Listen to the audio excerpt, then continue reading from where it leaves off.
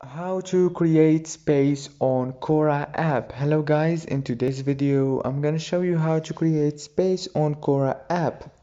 So first thing, go to Quora. Now this is the feed page as you can see right here. Now if you want to create a space, all what you have to do is go down here and click on this little icon right here.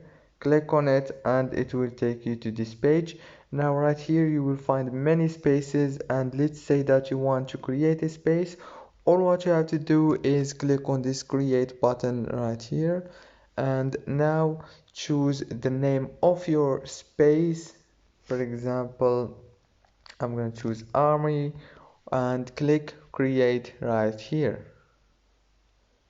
And now you can import contacts or you can skip importing.